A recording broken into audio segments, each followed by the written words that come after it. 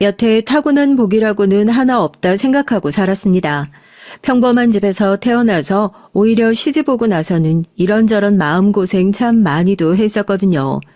남들은 시어머니 눈치 보느라 시집살이 힘들었다고 하는데 전 무슨 이유에서인지 동서들 눈치 보느라 시댁에서 어깨 한번 제대로 펴볼 날이 없었어요. 맏며느리로 시집 와서 고생만 했던 기억밖에 없는데 왜 그렇게 치이고 사나, 내 고생 보상도 받지 못하고 내내 이렇게 살겠구나 싶었죠. 형님 밥 먹는 것 좀 보세요.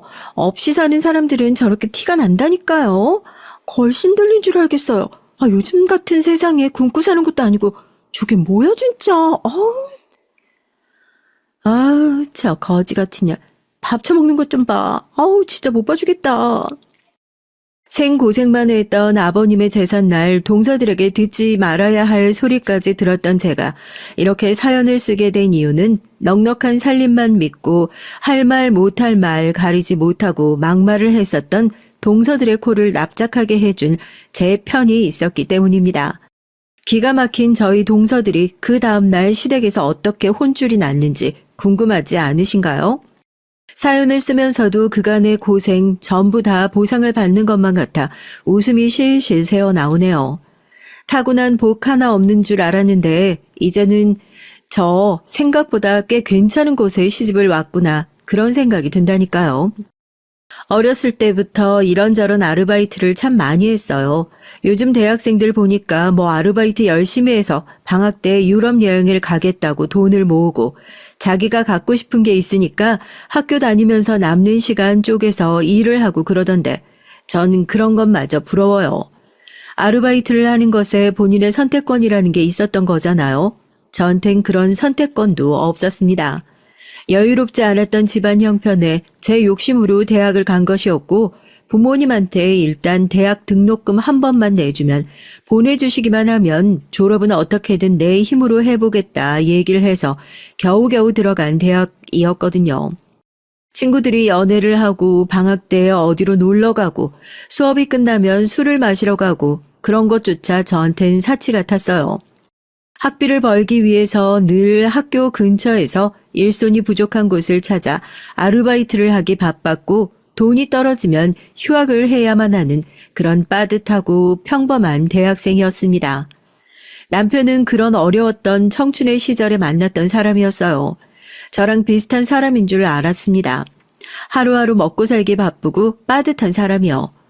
수학교육과에 다니고 있던 제가 어떻게 사진과에 다니고 있던 남편을 만났냐 다들 궁금해하는데 졸업을 앞두고 학원에 취업하기 위해서 프로필 사진을 찍어야 하는 상황에서 그 사진 한 장 찍을 돈조차 여유롭지가 않았거든요. 그때 마침 학교 홈페이지에서 연습용으로 쓰기 위해 프로필 사진을 무료로 찍어주겠다는 사진과 학생의 글을 우연히 보게 되었고 실력은 믿을 수 없지만 취업도 하기 전에 그렇게 큰 돈을 덥석덥석 쓸 수 있는 여유도 없었으니 그렇게 연락을 하게 됐습니다. 수다분한 인상으로 카메라 가방을 이고지고 나타난 남학생. 그게 남편과의 첫 만남이었어요. 그때까지만 해도 남편도 이제 학교에서 막 사진을 배우고 있던 시절이었으니까 어딘가 많이 서툴렀었죠. 더운 날이었는데 몇 시간 동안 땀을 뻘뻘 흘려가면서 사진을 찍어주는 게 참 고맙더라고요. 돈 한 푼 안 내고 이 사람이 고생하는 것을 냉큼 받아도 되나 싶기도 하고요. 아무리 학생이라고 해도 오늘 하루 종일 고생했는데 제가 이 사진 가지고 나중에 취업하면 밥이라도 꼭 한번 살게요. 연락처라도 주세요. 정말 감사해요. 사진 찍어주셔서. 공수표처럼 던진 말이었습니다. 취업이 그렇게 쉽게 되는 것도 아니고 남편은 머쓱하게 웃으면서 꼭 합격했으면 좋겠다고 메모지에 자기 연락처를 전해줬고 전 그 사진을 받아 거짓말처럼 제가 그토록 가고 싶어 했던 학원에 덜컥 합격을 하게 됐어요. 대학을 막 졸업한 학생들은 잘 안 뽑아준다던 곳이었고 같이 취업 준비를 하던 친구들도 다들 가고 싶어라 했던 곳이었는데 그 쟁쟁한 경쟁을 뚫고 제가 합격을 했다는 사실이 믿기지가 않더라고요. 첫 월급을 딱 받고 나서 부모님께 내복 한 벌씩 사드리고 나서 취업에 도움을 주었던 사람들한테 밥이라도 한 끼 사야겠다. 누가 있을까 하고 머릿속에 얼굴을 떠올려 보는데 문득 그때 사진을 찍어줬던 남편의 얼굴이 머릿속에 스쳐 지나가는 겁니다. 정말 말도 안 되는 행운으로 이곳에 합격하게 된 게 어떻게 보면 공들여서 찍어준 그 사진 때문이 아닐까 하고요. 어디다 두었는지 생각도 안 나는 메모지를 찾기 위해 몇 시간 동안 방을 뒤지고 나서 겨우 연락처를 찾아 연락을 했어요. 저 그때 왜 이력서 낼 때 쓴다고 무료로 프로필 사진 찍어줬던 사람 하고 운을 띄우니 남편이 대번에 제 목소리를 기억하고 기억난다고 합격하셨냐고 묻더라고요. 덕분에 잘 되었다 감사하다. 그때 했던 약속을 지키고 싶으니까 맛있는 저녁이라도 사겠다. 그렇게 남편과 다시 만나게 됐습니다. 직장이 생겨서 마음이 여유로워 그랬는진 몰라도 전과 다르게 대화를 하는데 참 편안한 분위기에서 이런저런 얘기를 많이 했어요. 그 사진 때문에 내가 합격을 했던 것 같다 고맙다고 인사도 하고요. 그때 남편과 무슨 얘기를 했는지 그게 아직도 생각이 난다니까요. 제 주변에 사진을 취미로 찍는 사람은 있어도 남편처럼 대학까지 나와서 사진을 배우고 업으로 삼은 사람은 한 명도 없거든요. 어떤 이유로 사진을 배우게 된 건지 궁금하더라고요. 전 그냥 사람들이 가장 행복한 순간, 가장 행복한 때를 준비하는 순간을 남겨준다는 게 참 좋더라고요. 그 좋아하는 일을 하고 살면 지치지 않고 오래 일할 수 있겠다 싶어서. 먹고 살기 바빠서 어떻게 하면 돈을 더 많이 벌 수 있을까? 잔뜩 쌓여있는 학자금 대출을 어떻게 하면 빨리 갚을 수 있을까? 고민하다 선택한 학원 선생님이라는 직업이 남편의 대답 앞에서 한없이 초라해지더라고요. 반대로 그 질문을 저에게 되묻는 남편에게 머쓱하게 웃으며 먹고 사는데 이만한 일이 없을 것 같아서 그랬다 대답하니 사람 사는 게 다 그런 거 아니겠냐며 너털 웃음을 짓더라고요. 선하고 열정적이고 제가 아니라 어떤 사람이 그 자리에 있었어도 남편을 좋아할 수밖에 없지 않을까 싶어요. 결혼한 지 꽤 됐는데도 아직도 이렇게 콩깍지가 껴져 있는 걸 보면 저희 남편 꽤 괜찮은 사람인가 싶네요. 그렇게 저희는 대화가 잘 통하는 친구 사이로 또 연인 사이로 발전하게 됐습니다. 전 학원에서 애들을 가르치는 일을 계속하고 남편은 졸업을 한 이후에 작은 스튜디오를 얻어 본격적으로 사진 일을 시작하게 됐어요. 스튜디오를 개업할 당시에도 대출이 대부분이라고 했었고요. 남편이나 저나 갚아야 할 돈이 구만리였고 그때 제 생각엔 남편도 저만큼이나 여유롭지 않은 환경을 가지고 있는 것 같았으나 그래도 이런 사람이라면 함께 노력해서 좀 더 나은 미래를 꿈꿔볼 수 있지 않을까. 결혼 얘기가 본격적으로 나오지 않았을 때부터 전 그렇게 생각하고 있었거든요. 다만 하나 마음에 걸리는 게 있었어요. 가족이요. 남편과 만나면서 느끼긴 했었거든요. 남편이 유독 집이나 가족에 대한 얘기가 나오면 대화를 꺼려하는 눈치인 것을요. 전 처음에 하도 대화를 회피하기에 혹시 부모님이 안 계시나 내가 괜한 얘기를 꺼냈나 싶어 연애 초기엔 남편과 함께 있는 자리에서 부모님에게 전화가 오면 일부러 나가서 전화를 받고 오기도 했었답니다. 함께 영화를 보기로 약속했던 어느 날 남동생이 다쳐서 부모님이랑 같이 병원에 가봐야 할 것 같다고 얘기를 하는 걸 듣고 그동안 내가 괜한 오해를 했었구나 싶더라고요. 그리고 남편도 저와 함께 미래를 생각하고 있다면 무슨 사연이 있는지 이 부분은 제대로 짚고 넘어가야겠다 생각했죠. 혹시 가족들이랑 사이가 안 좋은 거야? 당신이랑 만난 지 꽤 됐는데 가족 얘기를 한 걸 한 번도 못 들어본 것 같아서 오히려 가족 얘기가 나오면 피하는 것 같기도 하고 당신은 어떻게 생각할지 모르겠지만 난 결혼을 한다면 당신이랑 하고 싶어. 그러니까 뭔가 문제가 있다면 솔직하게 얘기해줘. 나 그런 거 가지고 당신한테 편견 갖지 않을 테니까. 동생의 병원에 다녀온 남편을 붙잡고 제가 먼저 운을 띄웠습니다. 얘기하기 힘들면 시간이 걸려도 좋고 기다릴 수 있으니까 뭔가 해야 될 말이 있으면 미리 해줬으면 좋겠다고요. 그제서야 남편이 어렵게 얘기를 꺼내더라고요. 가족들, 특히 아버지와 사이가 좋지 않아 결혼 허락을 받는 것도 쉽지 않을 거고 결혼 생활을 하는데 어려움이 있을 거라고요. 그래서 자기도 속 시원하게 결혼 얘기를 하지 못했다면서요. 아버지가 회사를 운영하시는데 아무래도 내가 장남이니까 계속 회사를 물려받길 원하시거든. 나야 어렸을 때부터 사진 공부를 하고 싶었으니까 아버지랑 그 부분에서 계속 충돌했었고, 지금은 당신도 알다시피 결국 내 고집대로 하고 있어. 남동생 둘이 있는데 회사는 아버지랑 어머니가 오래 같이 해오셨고, 남동생 둘이 들어가서 지금 물려받으려고 일 배우고 있는 중이고, 부모님 입장 이해 못하는 것도 아니야. 나한테 실망이 이만저만이 아니시겠지. 아버진 내 얼굴도 잘 안 보시려고 하고, 그래서 대학 진학한 이후로 집에다 손 안 벌리고 뭐든 내 힘으로 하려고 하고 있어. 나 혼자 고생해도 이 정도인데 당신까지 어떻게 그 고생 같이 하자고 얘기를 하겠어. 양심이 없는 거지. 그냥 똑같이 힘들고 팍팍하게 사는 사람이라고만 생각했는데 그게 아니었던 겁니다. 남편이 매번 힘들게 아등바등 살았던 이유를 알게 된 거예요. 분명 이 사람은 나랑 비슷하다 생각해서 저렇게 집안이랑 척을 지고 사는 사람이랑 같이 산다는 것이 얼마나 어렵고 힘든 일인지, 애초에 그렇게 본인 아들에게 높은 기대치를 가지고 있는 집에 결혼 허락을 받는다는 것조차 쉽지 않은 일이라는 것이 뻔히 보이는데도 그때는 그런 이유로 이 사람이랑 헤어지겠다는 생각보다 내가 어떻게든 가족한테 상처받은 이 사람을 보듬어 줘야겠다는 생각이 앞섰던 것 같습니다. 저도 젊고 어렸고 다들 결혼할 땐 그러셨잖아요. 이 사람을 위해선 뭐든 할 수 있을 것 같은 그런 기분이요. 참 짠하더라고요. 그런 집안의 반대를 이겨내고 여기까지 오는데 얼마나 힘들었을까. 나라도 이 사람 고생한 거 알아주고 살아야겠다 하고요. 그래서 당신 내가 싫다는 거야? 나 싫은 거 아니잖아. 그럼 됐어. 자기 좋다는 일은 가족들 허락 안 받고 물불 안 가리고 선택한 사람이 좋아하는 여자 선택하는 걸 뭘 그렇게 재고 따지고. 나 서운하려고 그래? 당신만 좋다고 하면 그 확신만 있으면 됐지 뭐가 더 필요해. 가족들이 반대하면 그럼 죽을 때까지 나랑 결혼 안 하려고 그랬어? 제가 남편이랑 결혼했을 때 주변 사람들이 단순히 저희 시댁 배경만 보고 저한테 남편 잘 골랐다. 그렇게 시간 들이고 공 들여가지고 결혼 허락 받은데 다 이유 있다.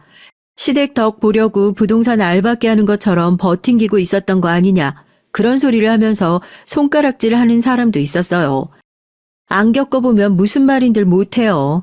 막상 제 입장이 되어서 결혼 허락받기 위해 고군분투하고 시댁에서 얼마나 고생했는지 알고 나면 절대 그런 소리 못합니다.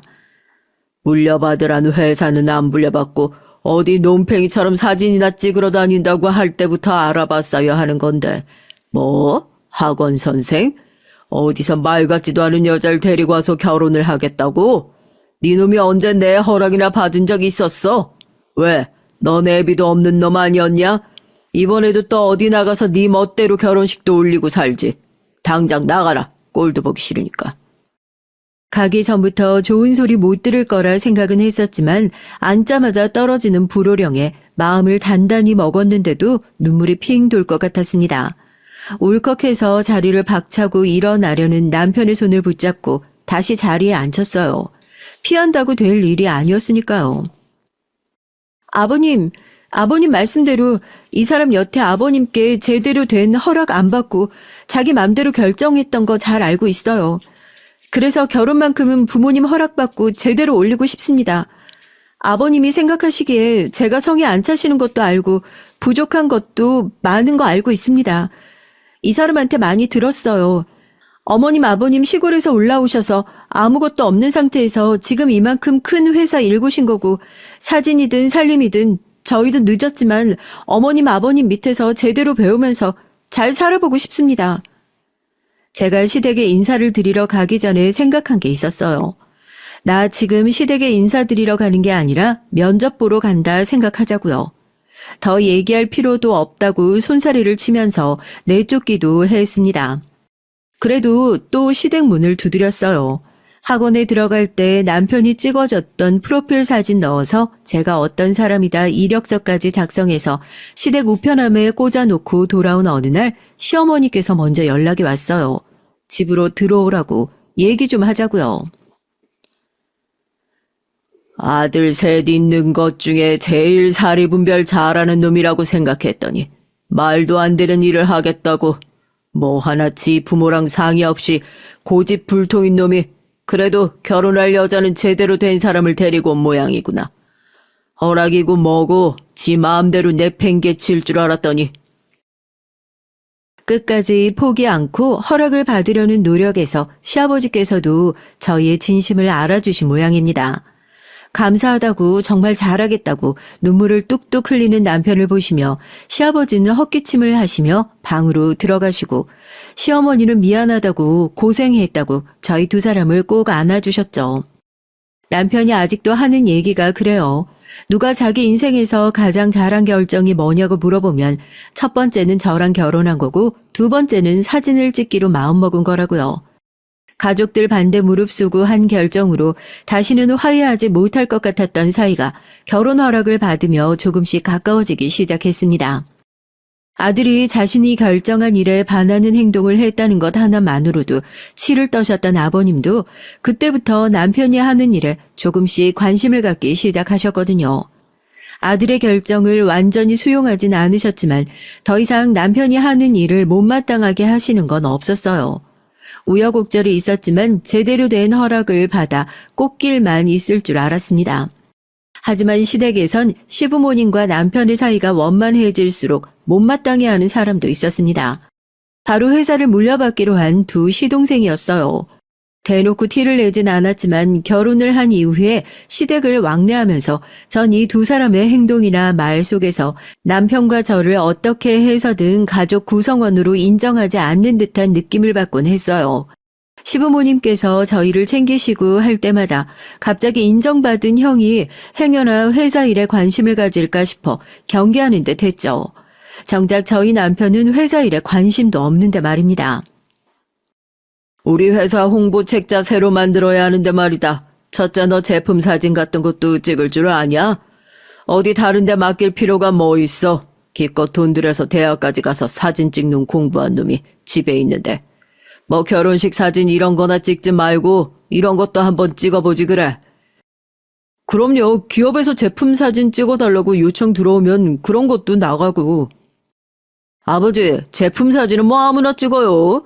저희가 왜 비싼 돈 들여서 업체한테 맡기는 건데요. 회사 사정을 제대로 아는 사람이 찍어야 그것도 제대로 나오는 거죠. 형님이야 이쪽 일에 관심도 없으시고 뭐 스튜디오에서 가족 사진이나 돌사진이나 결혼 사진이나 그런 거 찍을 줄이나 알지. 됐어요. 그런 것까지 신경 안 쓰셔도 돼요. 저희가 알아서 할게요. 형님, 제품 사진은 무슨 제품 사진이에요. 그래도 저희 결혼할 때 스튜디오 촬영은 형님네 사진관 가서 할 테니까 걱정하지 마세요. 동생들이 형님을 이렇게 생각한다니까요. 아버님이 회사 관련된 일을 맡기시려 할 때마다 두 시동생은 대놓고 기분 나쁜 티를 내는 것은 물론이고 남편이 그 일로 뭐 아버님의 큰 신임이라도 얻을까 싶어 이건 이래서 안 된다, 저건 저래서 안 된다 하면서 교묘하게 가로막는 것은 물론이고 남편이 회사 일에 말이라도 얹으려고 하면 스튜디오 나가서 사진이나 찍는 형님이 뭘 알겠냐 하는 식으로 맞받아치는데 그렇다고 그런 걸로 기분 나쁜 티를 내면서 또 싸움을 걸기엔 저희도 같이 유치한 사람이 되어버릴 것 같고요. 남편이 회사 일에 손 놓고 있었던 건 사실이니까 아버님도 거기다 대고 더 말 못 얹으시는 것도 있었고요. 기분은 나쁜데 또 대놓고 기분 나빠할 수 없는 분위기였죠. 그런 분위기인 두 시동생이 결혼하고 동서들이 들어오면서 한층 업그레이드가 됐습니다. 제 진정한 시집살이는 이때부터 시작되었던 것 같아요. 시댁이 사업을 하니 수준 맞춰 들어온 거긴 하겠지만 두 동서들 모두 친정이 짱짱하다고 하더라고요. 비슷한 시기에 결혼을 하기도 했고 남편들 모두 같은 회사에서 한 자리씩 하고 있으니 전 끼어들 수 없는 자기들끼리의 끈끈한 뭔가가 있기야 하겠지만 이제 와서 속 좁게 저도 돌이켜보자면 결혼 시작할 때부터 빈정상하는 일들이 한두 개가 아니었던 것 같아요. 처음 소개받는 자리에서 어쩜 두 사람 다 하나같이 수학 강사를 하고 있다 제 소개를 하니 아 그러시냐 그건 뭐 한 달에 얼마나 버냐 하며 은근히 무시하는 눈치더라고요. 그거야 뭐 제 자격지심일 수도 있지만요. 둘째 시동생 결혼할 때 웨딩 촬영부터 신혼여행 스냅 사진까지 모두 남편이 무료로 촬영을 해줬어요. 가족 간에 무슨 돈을 받냐고. 남편도 좋은 마음에서 사진을 찍어준 거죠.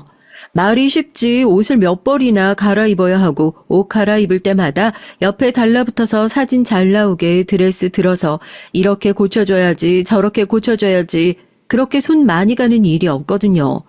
괜히 그 비싼 돈을 주고 촬영하는 게 아닌데요. 형님, 그날 주말인데 강의 없으시면 형님이 오셔서 저 촬영하는 것 좀 도와주시면 안 돼요?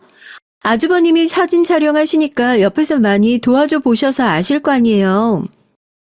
주말이라 강의가 없긴 한데 전문 헬퍼 있는데 그거 얼마나 한다고. 내가 할 수야 있지만 워낙 손이 많이 가는 일이라. 형수님 그러지 말고 이왕 도와주시기로 한 거 좀 도와주세요. 뭐 어려운 일이라고요. 돈 때문에 그러시는 거면 제가 그날 페이는 따로 챙겨드릴게요. 제가 돈 때문에 그러겠어요. 학원에서 강의를 한다지만 저도 어디 가서 누구한테 무시당할 정도로 못 벌어먹고 사는 편은 아니에요. 저도 거기서 기분 살짝 상해서 돈 때문에 그러는 게 아니라 손 많이 가서 그러는 거다 하니까 둘째 동서가 뭘 또 그런 거 가지고 빈정상해하냐고 그러냐면서 오히려 절 이상한 사람으로 만들더라고요. 제주도에서 촬영을 하는데 가족끼리 다 같이 여행 가는 셈 치고 비행기 표값도 다 내주는데 뭐가 문제냐. 둘째 시동생이 하도 옆에서 부추기는 바람에 거의 반강제로 그렇게 촬영을 도와주러 가게 됐습니다. 하여튼 찝찝한 일이 있으면 하지 않는 게 맞나 봐요. 좋은 마음으로 도와주러 갔다가 그렇게 기분이 상할 수 없었다니까요. 웨딩 촬영한다고 둘째 동서 친구들까지 다 같이 온 자리였습니다. 몇 번이나 촬영을 하면서 어찌나 까탈스럽게 굴던지요. 사진 한번 찍고 확인하고 마음에 안 든다면서 다시 찍자고. 제가 뭐 사진 보조만 했던 사람도 아니고 저도 무거운 가방 들고 이리 뛰고 저리 뛰면서 사진 예쁘게 나오라고 드레스 들어주고 화장 고쳐주고 하는데 거슬린다고 손을 팍 치질 않나. 직원도 그렇게 싸가지없게 대하진 않을 거예요. 보통 사람들 3시간이면 끝날 거 동서가 까탈스럽게 구는 바람에 거의 5시간이 다 되어서야 촬영이 끝났어요. 무거운 짐 들고 왔다 갔다 하느라 제 얼굴은 완전히 땀범벅이 됐고 화장실도 못 가고 그야말로 개고생을 해서 막 화장실 칸 안에 들어갔는데 밖에서 동서 친구들의 목소리가 들리더라고요. 그 얘기를 듣고 저 정말 열받아서 뒷목 잡고 쓰러지는 줄 알았잖아요. 근데 주경이 걔 보통 아닌 줄 알았는데 오늘 보니까 진짜 대박이더라. 걔네 형님 뭐 학원 강사라고? 오늘 기강 잡는 거야? 아까 보니까 사진 잘 나온 것 같던데 그냥 자기 형님 갈구려고 완전 똥개 훈련시키는 거 아니야 그거? 걔 특기잖아. 마음에 안 드는 사람 갈구는 거. 자기들끼리 뭐가 좋다고 밖에서 키득거리는데 그제서야 동서가 하루 종일 이런저런 트집을 잡으면서 생쇼를 한 게 그냥 저 갈구려고 했던 짓인 걸 알게 됐죠. 웨딩 촬영이라는 기분 좋은 행사를 망치고 싶은 마음은 없었지만 저녁 먹고 나서 동서한테 한마디 했습니다. 아까 얘기 들어보니까 사진 잘 나온 것 같던데 일부러 나 고생시키고 싶어서 그런 거냐고요. 결혼하면 계속 얼굴 보고 살 사이인데 괜히 이런 일로 얼굴 붉히지 않았으면 좋겠다고 예의 있게 행동하라고요. 그래도 제가 손윗 사람인데 따끔하게 주의를 줘야겠다 싶어 뭐라고 하니까 웃더라고요. 증거 있네요. 자기는 진짜 사진이 마음에 안 들어서 그랬대요. 아주버님이고 형님이라서 사진 마음에 안 들고 보조도 엉망인데 그냥 참고 넘어간 거지 적반하장으로 화내는 거 자기도 기분 나쁘다고.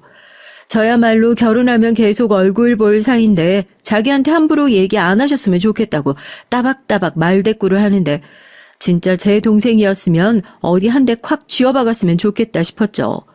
저희끼리 언성이 높아지는 걸 들은 남편과 시동생이 뒤늦게 달려왔고 무슨 일인지 자초지종을 들은 남편도 오늘은 재수 씨가 과했다 사과하셔라 시동생과 동서한테 겨우겨우 울며 겨자 먹기로 그렇게 사과를 받았다니까요.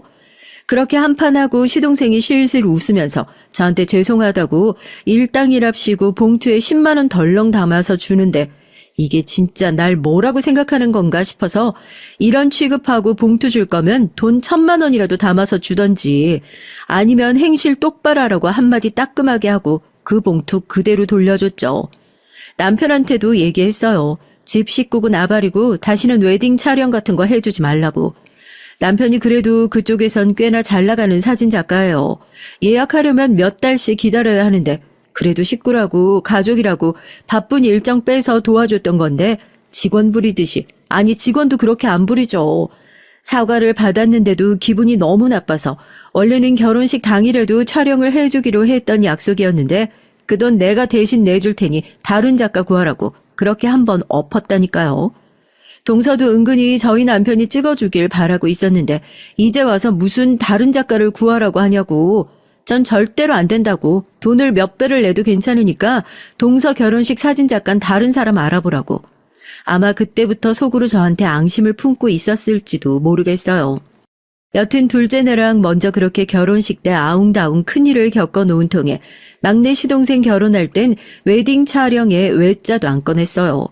혹시 형님이 좀 찍어줄 수 있냐 얘기가 나오자마자 제가 먼저 나서서 남편이 요즘에 촬영 일정이 너무 바빠서 찍어줄 수 없을 것 같다. 죄송하다. 딱 잘라서 얘기했죠. 제가 그렇게 세게 나오는 이유가 지 때문인 거 알고 있으니까. 그 얘기하자마자 둘째 동서가 입 대빨 내미는데 지금 사연 쓰면서 다시 생각해봐도 아주 얄미워 죽겠어요. 사람이 어떻게 그렇게 미운 짓만 골라서 할 수 있죠? 막내 동서는 뭐 심성 고운 사람 들어왔냐고요? 도찐개찐이에요. 동서들 때문에 제가 오죽하면 돈 잘 버는 부잣집에 편견이 생길 정도라니까요. 막내 동서까지 들어오고 나니까 평소에 저 미워라 했던 둘째 동서가 아주 이제 지편 생겼다 이거죠. 가족 행사며 여행이며 맨날 둘이서 붙어 다니면서 자기들끼리 낄낄거리고 뭐 자매라도 된 것 마냥 하하호호 하는데 동서들 사이 좋은 거 가지고 유치하게 질투하겠어요. 두 사람 사이 좋으면 당연히 형님 된 입장에서 저도 보기 좋죠. 그런데 이 두 사람 사이가 좋아도 너무 좋은 게 문제입니다. 시동생 둘이서 저희 남편 하나 견제하는 것도 스트레스 받아 죽을 것 같은데 이제는 동서들까지 합세해서 저희 집 밀어내게 하려고 하는 게 뻔히 보이니까요. 시댁 갈 때마다 오늘은 또 어떤 걸로 이간질을 할까? 또 무슨 말도 안 되는 갑질을 할까 저도 모르게 긴장을 하게 되더군요. 외모 콤플렉스가 있는 건 아닌데요. 제가 보통 사람들보다 조금 살집이 있는 체형이에요. 뚱뚱한 정도도 아니고 그냥 통통한 정도요. 그렇다고 뭐 보기 싫게 살이 찐 것도 아니고 어디 가서 둔해 보인다 밀어내 보인다 이런 소리 들었던 적도 한 번도 없었고요. 그리고 뭐 제가 하는 일이 모델도 아니고 외모 가지고 줄 세우게 하는 직업도 아닌데 외모가 조금 모자란다고 한들 뭐 어떤가요? 학원 일 하면서 매일 아침부터 저녁까지 바쁘게 수업하고 늦은 시간까지 보충 수업하고 학생들 일정 맞춰서 급하게 인스턴트로 끼니 때울 때도 많고 그거 다 핑계다. 퇴근하고 수업 끝나고 헬스장이라도 가서 운동하면 되지 않냐 하는데 그거야 제가 결혼 안 하고 가정이 없을 때 얘기고요. 퇴근하고 나면 집에 가서 밀린 살림하랴 수업 준비하랴 하다 보면 운동할 시간이 어디 있겠어요.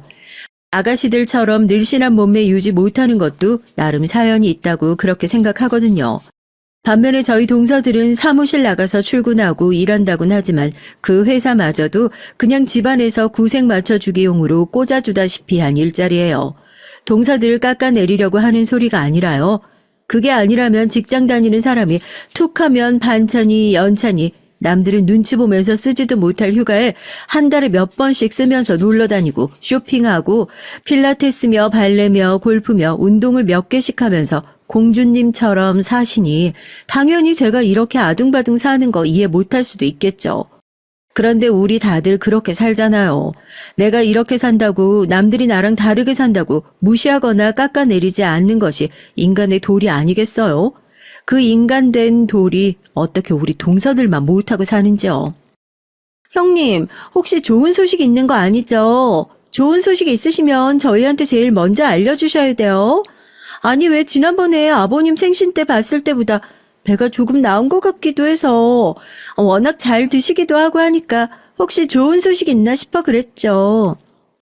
최근에 수험생 반 맡으면서 밤 늦게까지 학원에 붙어있는 날이 많으니까 야식을 달고 살고 살이 조금 붙었나 봐요.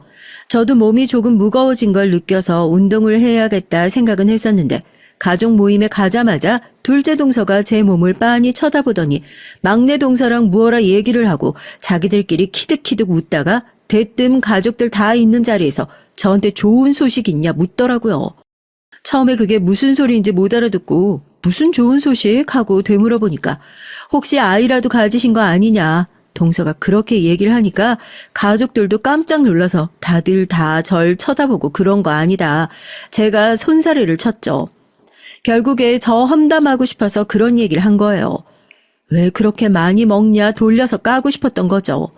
둘째 동서, 막내 동서, 저만 빼고 둘이서 연락을 하고 자주 만나고 친하게 지내고 있다는 것은 어렴풋이 알고 있었지만 자기들끼리 주말에 백화점 가서 쇼핑을 하고 와서 가족들 생각이 나서 옷 한 벌 샀다면서 오만생색을 내면서 옷을 나눠준 적도 있었어요. 얼마 전에 저한테 연락이 와서 형님 옷 사이즈가 어떻게 되시냐 물어보길래 제 옷 사이즈를 알려주니까 알겠다는 답장도 아니고 크크크크크 이렇게만 답장을 보냈더라고요. 이건 그냥 대놓고 싸우자는 소리 아닌가 싶어서 저도 동서 지금 뭐 하는 거냐 하니까 그때도 형님 옷 사줄 생각에 기분이 좋아서 그랬다 얼레벌레 둘러대더니만 제 옷만 또 맞지도 않는 사이즈를 사가지고 와서 사람 엿먹이기도 했었죠. 그렇게 대놓고 엿을 먹이는데 왜 제대로 성질 한번 내지 않았냐고요? 왜 성질을 안 내요? 몇 번이나 냈었죠. 두 동서 불러놓고 손이 사람한테 최소한 예의는 지켜줬으면 좋겠다.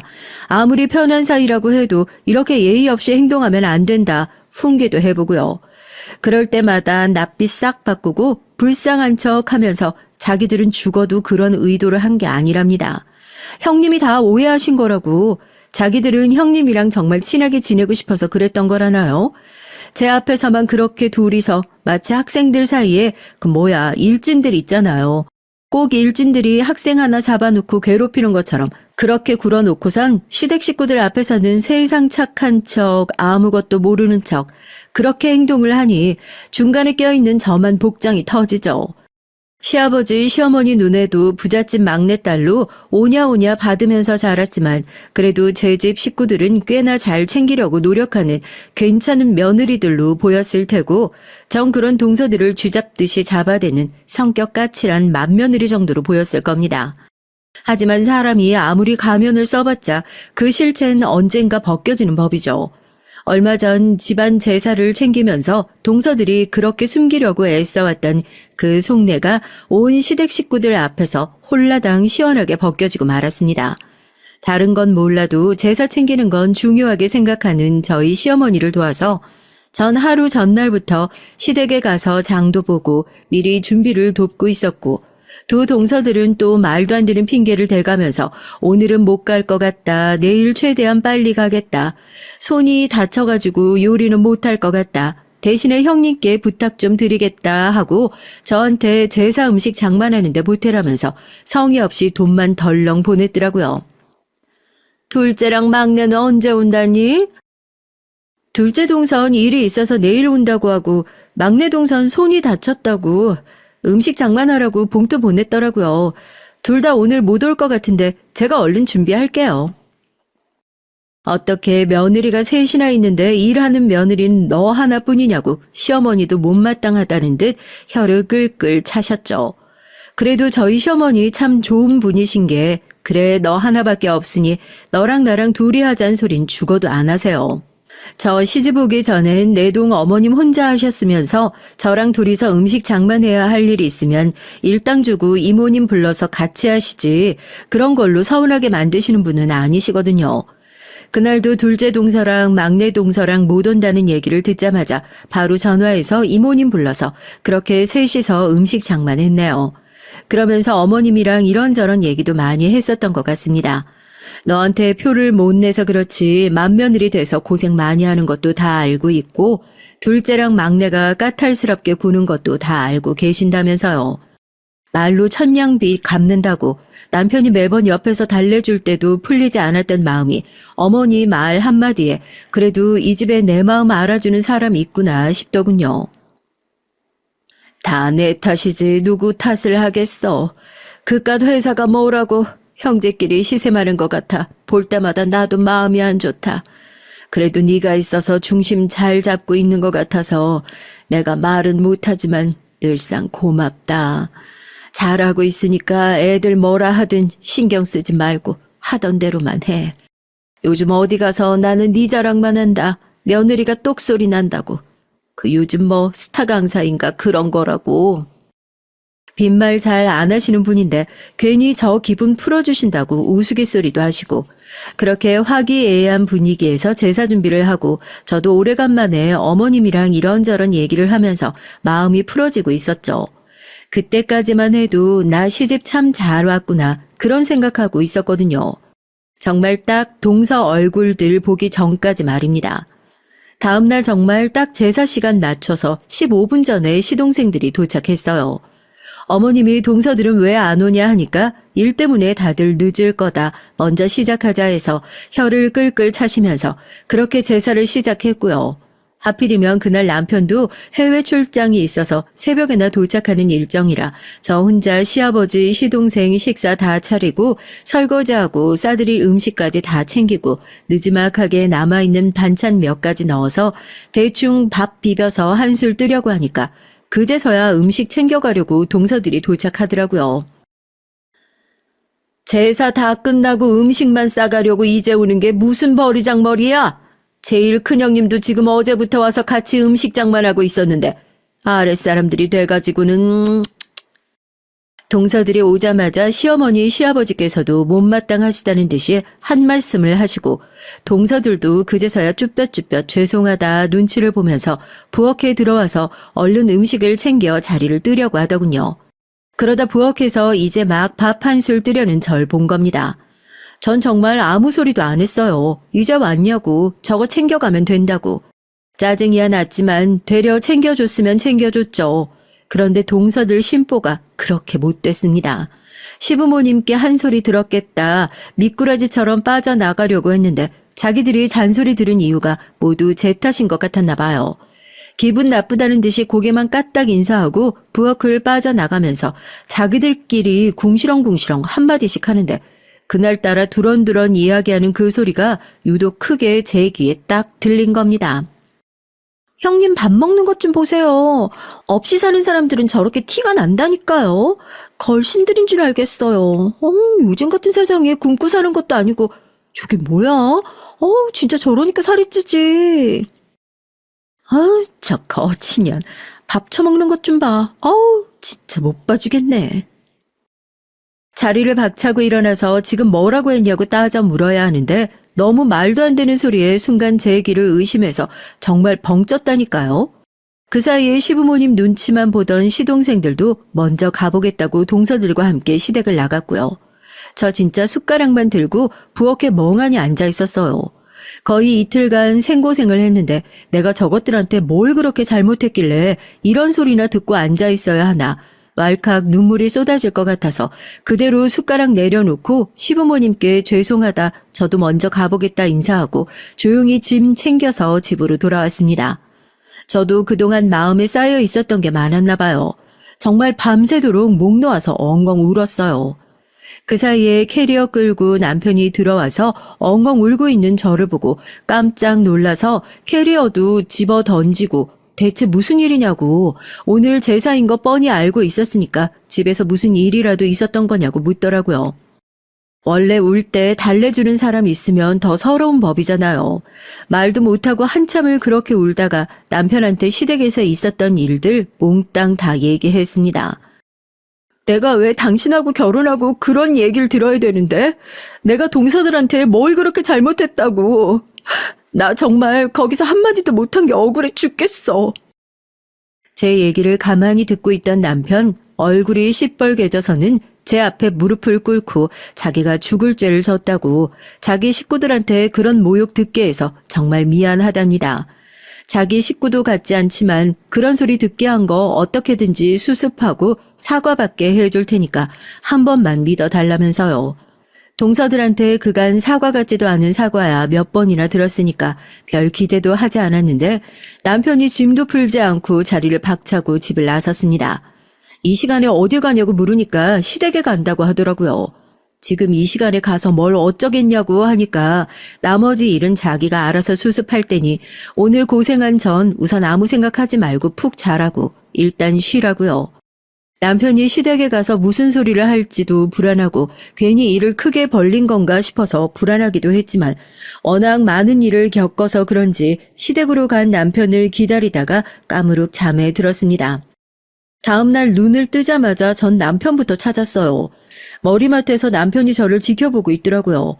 얼른 씻고 시댁 갈 준비를 하자면서요. 무슨 일이냐고 물어보니까 시부모님께서 가족들한테 할 얘기가 있으니 다들 모이라고 하셨답니다. 어제 일 때문이냐고 하니까 가보면 알지 않겠냐고 하면서 얼른 씻고 준비를 하라고 재촉을 하더라고요. 어제 그런 소리를 듣고 동서들 얼굴 다시 보는 것도 껄끄러워 죽겠는데 내키진 않았지만 시부모님께서 오라는데 뭐 별 수 있나요? 얼른 씻고 남편과 시댁으로 향했습니다. 시댁에 도착하니 시동생과 동서들 역시 뭐 때문에 왔는지 전혀 모르고 있는 눈치더라고요. 다들 시부모님께서 무슨 말씀을 하시려나 앉아서 눈치만 보고 있는데 시아버지께서 어디론가 전화를 거셨어요.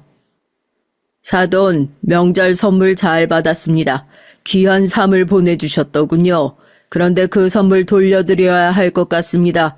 제가 아무래도 며느리를 잘못 드린 것 같아서요. 손윗 사람한테 함부로 대하고 막말하고 제대로 배워먹지 못한 사람이 좋은 며느리라고 생각했던 제 잘못입니다. 명절 선물이랑 같이 따님 돌려보낼 테니 그리 아세요. 전화를 끊자마자 또 다른 곳에 똑같은 전화를 하시더군요. 두 동서들의 얼굴이 실시간으로 하얗게 질렸습니다. 전부 동선에서 보내준 선물이었으니까요. 그러니까 저희 시아버님 지금 두 동선의 집에 전화를 하신 겁니다. 동서랑 같이 명절 선물 반품하겠다고 말입니다. 아버님, 지금 갑자기 그게 무슨 말씀이세요? 갑자기 왜 그러시는지 말씀이라도 해 주셔야. 아버님 뭔지 몰라도 제가 잘못했어요. 진짜 저희 아빠한테 죽어요. 시끄럽다. 너희가 정말 뭘 잘못했는지 몰라서 물어? 첫째 아가한테 그런 소리를 해놓고 네 놈들도 똑같아. 큰형이 네 놈들 밥그릇 뺏을까봐 전전긍긍하고 있는 거 내가 모를 줄 알았냐? 네 놈들이 그러니까 마누라라고 골라온 것들이 하나같이 이 모양이지. 위아래도 몰라보고 설치는 것들. 내 가족 아니다. 너네 둘 지금 당장 회사 가서 짐 빼라. 형한테 밥그릇 뺏길까봐 치졸하게 그런 짓까지 하는 놈들이 무슨 회사를 운영할 수 있다고. 난 그런 놈들한테 회사 물려줄 생각도 없다. 당장 회사 가서 짐 정리하고 뭣들하고 있어 당장 안 나가고. 아버지, 갑자기 그게 무슨 말씀이세요? 당신 미쳤어? 당신 형수님한테 대체 무슨 소리를 했길래 아버지가 이렇게까지. 당장 형수님한테 사과드려. 아버지, 이 사람 잘못이에요. 차라리 제가 이혼할게요. 이 사람하고 갈라서면 되는 거잖아요. 여기 왜 회사를 끌어오세요? 어이구, 지 마누라 감쌀 생각도 못하고 못난 놈. 내 눈에 흙이 들어가도 네 놈한테 회사 물려줄 일 절대 없으니까 그런 줄 알아. 어떻게 자식이라고 저렇게 팔푼이 같은 것들만 낳아가지고 다들 당장 내 집에서 썩 나가지 못해? 아버님의 불효령이 떨어지고 시댁은 그야말로 난리가 났습니다. 두 동서들은 그제야 저를 붙잡고 그동안 본인들이 잘못했다면서 눈물을 흘리면서 빌기 시작했어요. 이게 어떻게 된 일인지 전 그저 당황스럽기만 했죠. 남편을 붙잡고 물었습니다. 이게 다 어떻게 된 일이냐고요. 어젯밤 제가 그렇게 집에서 울고불고 난리를 치자마자 남편은 그대로 시댁에 가서 그동안 있었던 모든 일들을 시부모님께 상세히 얘기를 했었나 봅니다. 저희 시부모님께서도 남편과 사이가 가까워지고 난 이후로 시동생들이 남편을 계속해서 견제하고 있다는 것은 어렴풋이 알고 있었지만 설마 동서들까지 저한테 그렇게 함부로 대하는 건 전혀 모르고 계시는 눈치셨나 봐요. 뒤늦게 사실을 알고 나서 노발대발하셔서 그런 인간들은 내 집 식구가 아니다. 이렇게 온 가족을 불러 모아서 못을 받고 선언을 해버리신 거고요. 졸지에 회사를 물려받을 거라고 떵떵거리고 있었던 시동생은 닥쳤던 개신사가 되어버리고 시아버지의 불호령에 이혼까지 당하게 생긴 동서들은 그제야 저를 붙잡고 형님이 뭐라고 말 좀 해달라고 제가 잘못했다 용서해달라 지금 와서 붙잡을 수 있는 게 저밖에 없으니까 구걸하다시피 용서를 빌었고요. 동서, 그때 나한테 그랬잖아. 죽어도 아니라며? 내가 오해하는 거라며?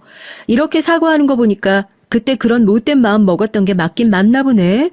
미안한데 용서도 당한 사람이 해줘야 받을 수 있는 거야.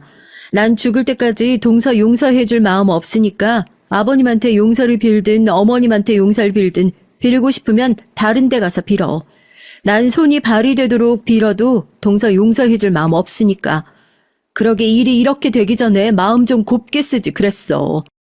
이렇게 집에서 내내 얼굴 보고 살 사인데 용서는 뭐 아무나 해준답니까? 아쉽게도 전 그렇게 성인군자는 아니거든요. 제가 그동안 당한 게 있는데 이제 와서 이렇게 울고 볼고 빌면 다 받아줄 줄 알았나 보죠. 용서는 어림도 없다. 빌고 싶으면 다른 데 가서 빌어라. 콧방귀를 끼니까 이쯤 하면 되겠지 싶었던 동서들도 벙찌더라고요. 그 표정이 얼마나 우습던지. 남편은 왜 사진기를 맨날 자기 자식처럼 안고 다니는 사람이 그때는 사진기를 안 들고 왔나 싶더라니까요. 사진기만 있었으면 동서들 그 표정 사진기로 남겨서 대문짝만하게 인쇄해가지고 저희 집 거실에다가 붙여놓기라도 하는데 말입니다. 저희 시아버지의 연락을 받고 뒤늦게 시댁으로 달려온 동선의 식구들까지 오고 얘기를 듣고 동서들 등짝 두들겨 맞고 저한테 고개 숙여서 사과하고 평생 받을 사과 그날 몰아서 다 받은 것 같습니다. 뭐 그렇다고 해서 아직 속 시원하게 다 용서가 된 건 아니지만 말이에요. 그러고 나서 시부모님이랑 남편이랑 같이 비싼 레스토랑 와서 같이 밥 한 끼 먹으면서 이런저런 얘기 나눴어요. 시아버지가 먼저 미안하다 얘기를 꺼내시더라고요. 맏며느리인데 해준 거 하나 없이 고생만 시키고 결혼할 때도 모진 소리만 했는데 내내 신경도 못 써준 것 같다면서요. 그동안 그런 소리 듣고 사는 줄 몰랐다고. 알았으면 진작에 나서서 호되게 호통이라도 쳐줬을 텐데 말로만 시부모다 시부모다 해놓고 허수아비처럼 있었던 것 같다고 진심으로 고개를 숙여서 사과를 하시는데 참 기분이 이상하더라고요. 남편도 시어머니도 저처럼 귀한 사람 어디 가서 찾을 수 있겠냐면서 당장이라도 이 집 박차고 나가고 싶은 마음이 굴뚝 같겠지만 남아있는 사람들 봐서라도 이번 한 번만 잘 참고 넘어가주면 안 되겠냐. 그렇게 다 같이 사과를 하는데 제가 거기서 어떻게 다른 소리를 하겠어요. 시댁 식구들이 다 든든한 제 편이 되어 동서들 납작하게 밟아놨으니까 이 기고만장한 동서들 남은 인생에서 앞으로 큰형님한테 개길 일 다시는 없겠다 생각하고 전 이만 이 햇병아리들을 용서해줘야 할까 봐요. 내 마음 알아주는 사람 없는 복도 없는 며느리라 생각하고 살았는데 누구보다 든든한 내 편이 이 집에서 제일 많은 사람이라는 거 이제 알았으니까요. 저 생각보다 꽤 괜찮은 곳에 시집온 괜찮은 며느리일지도 모르겠다는 생각이 듭니다. 동서들 이 사연 볼 일은 없겠지만 혹시라도 사연을 보고 있다면 앞으로는 우리 좀 웃으면서 살아보자. 이제 진짜로 마음속에서 우러나는 형님 소리 하면 손윗사람 대하듯이 대해주면 나도 진심으로 동서들 대해줄 테니까 우리 제발 좀 사이좋게 지내자고. 안녕하세요. 저는 사연을 애청하고 있는 30대 여성입니다. 친구의 소개로 우연히 사연 채널을 애청하게 됐는데요. 젊은 시절 결혼하고 애를 낳다 보니 시댁 얘기라든지 남편 얘기라든지 공감되는 부분이 많더라고요. 아마도 구독자분들 중에선 다들 저보다 나이가 있으신 분들이 많으실 것 같은데요. 그래서 인생 선배님들에게 조언도 구하고자 제가 한 일에 대한 얘기도 들려드리고자 사연 글을 쓰게 됐어요. 채택이 될지 안 될지 모르겠지만 열심히 썼으니 꼭 채택되어 들려졌으면 좋겠습니다.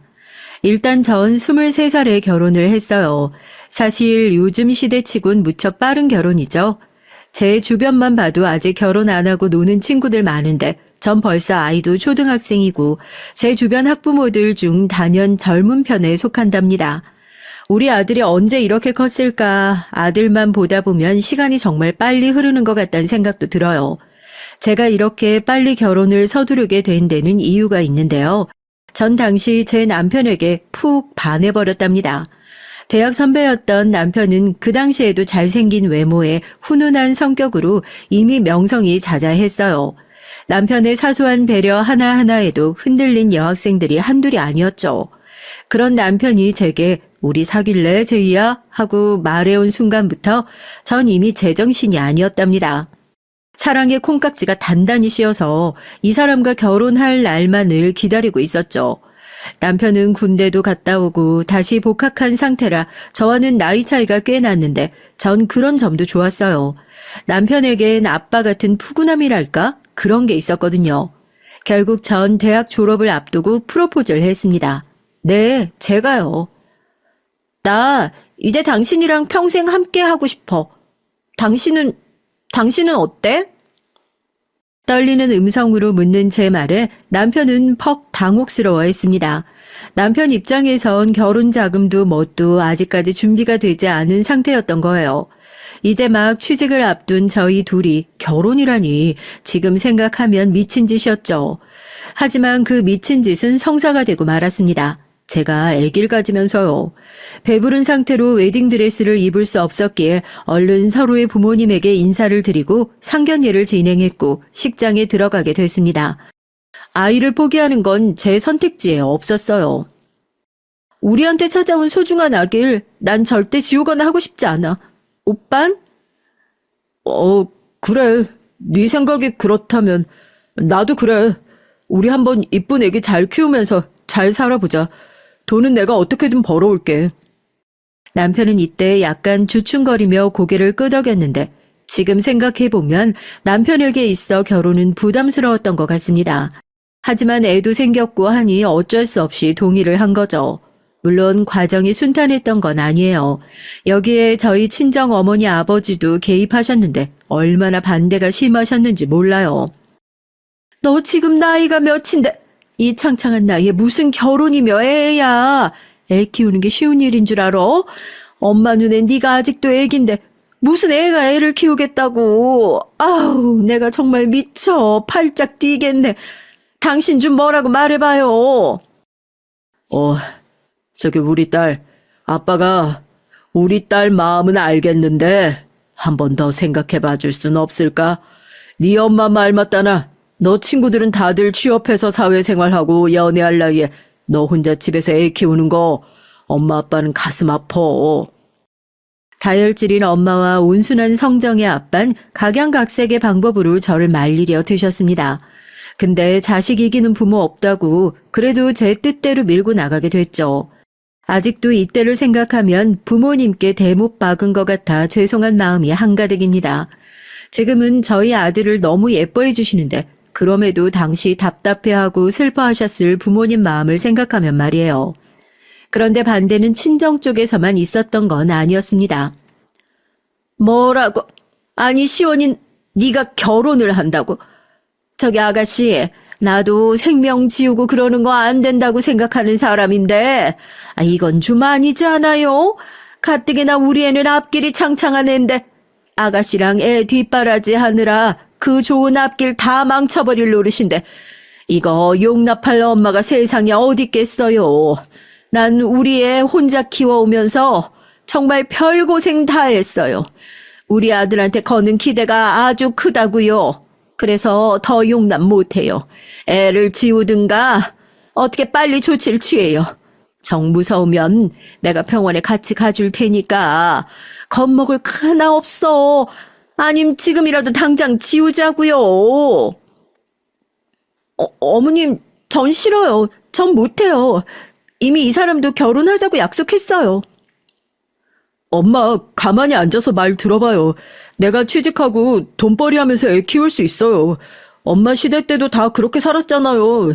이 사람도 어느 정도 애 키워놓고 나면 일하기로 했다고요. 부정적으로만 생각하지 말고. 아니, 내 시대랑 니네 시대가 같아? 너네 시대는 다르지, 남자 여자 다 돈 벌어서 애 키워도 허리가 휠 지경인데 어떻게 너 혼자만 돈을 벌겠다는 거야? 아이고, 불쌍한 내 아들. 결국은 내 신세 됐네, 아이고. 남편의 어머니, 시어머니는 시아버지와 젊을 적에 이혼을 하시고 혼자 남편을 키워 오셨다고 했습니다. 시아버지께서 아마도 술과 여자 문제가 심각하셨던 걸로 들었어요. 시어머니가 그 때문에 꽤나 고생을 하시다가 결국은 도망 나오다시피 이혼을 하셨다고요. 그 이후에도 상당한 고생을 하셨는데 남편에 대한 애착이 거기서 파생되어 나온 것 같았습니다.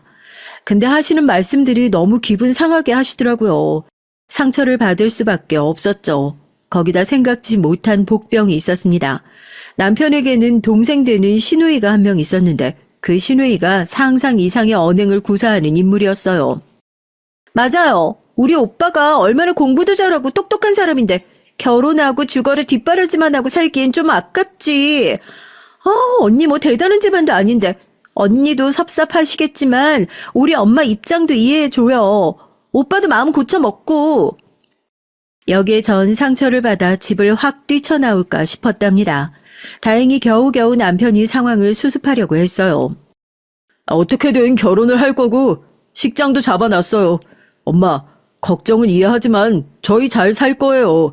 그러니까 더 이상 이 사람 기분 상하게 하지 마시고 좋은 마음으로 허락해 주세요. 부탁드려요, 엄마. 남편이 나름 이때 단호하게 말했던 것이 효용이 있었던 모양입니다. 남편의 말에 시어머니는 눈물을 글썽이시더니 자기 방으로 들어가 버리셨고 시누이도 아무 말 못했거든요.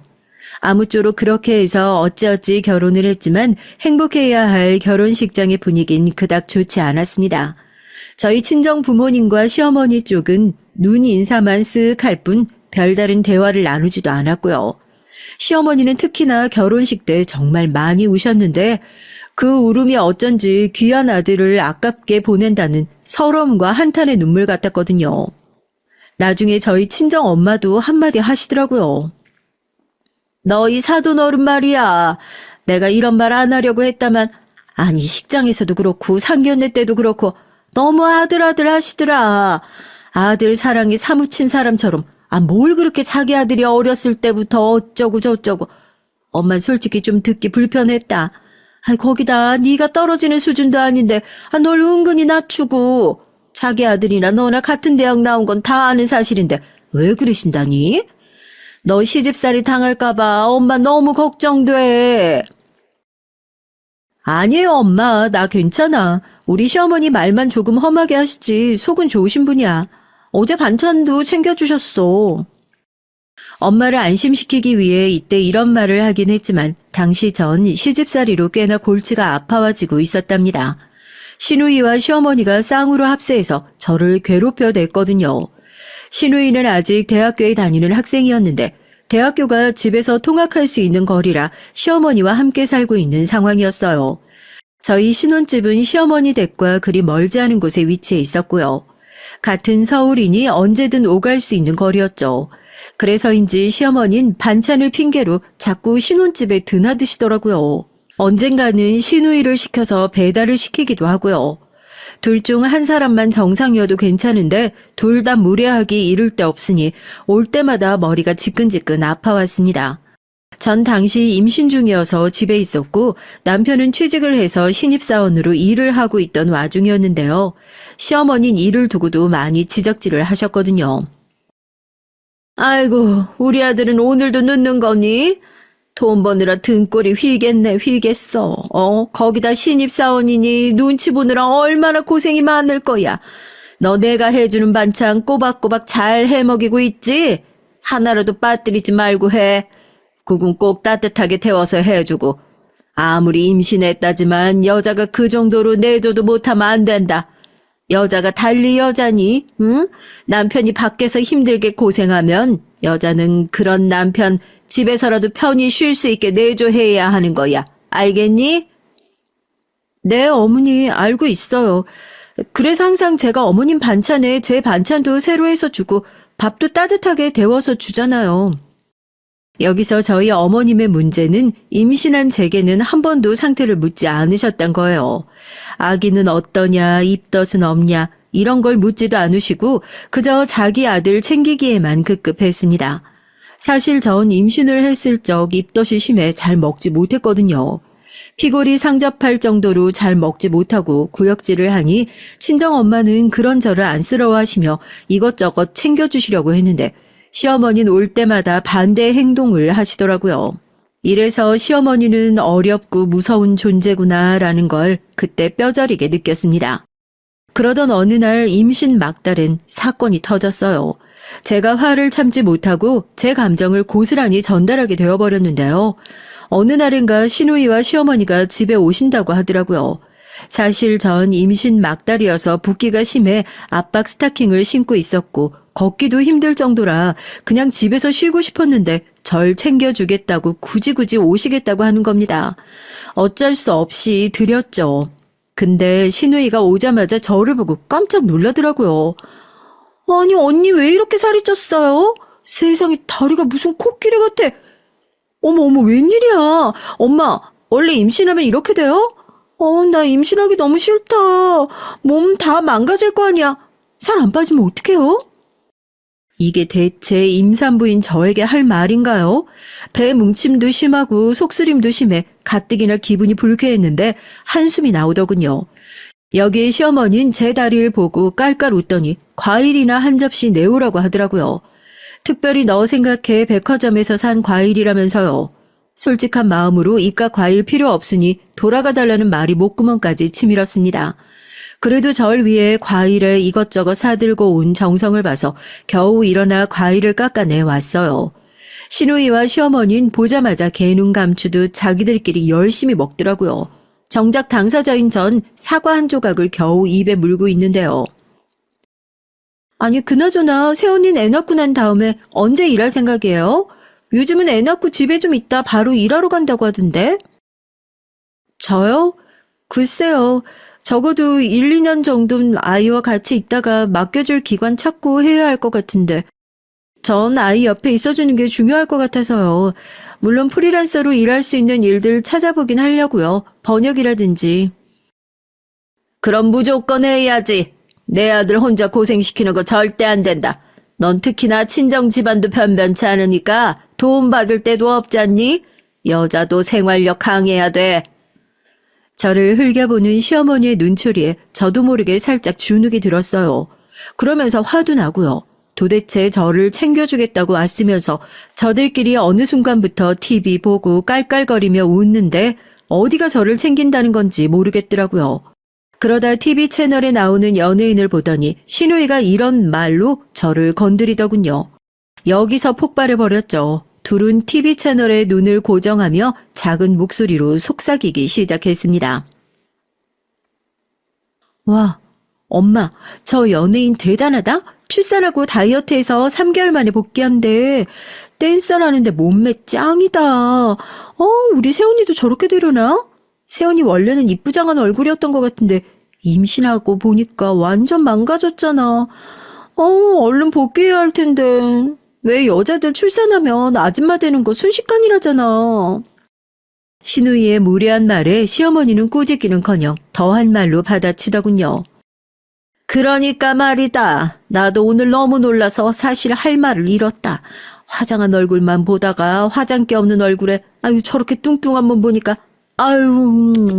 허우대는 멀쩡한 줄 알았는데 내 아들은 왜 저런 거에 혹한 건지 뭐에 홀려도 단단히 홀린 거지. 원래 오빠가 공부는 잘했어도 여자 보는 눈은 저 바닥이었잖아. 엄마 몰라 그거? 오빠가 만났던 여자들 다 못생겼던 거? 전 잠시 누워있겠다 하고 방에 들어와 있었는데 작은 목소리로 속삭이는 말들이 들려오니 미쳐버리겠더라고요. 더 이상은 못 참겠어서 나와서 대뜸 큰 목소리로 소리를 질렀습니다.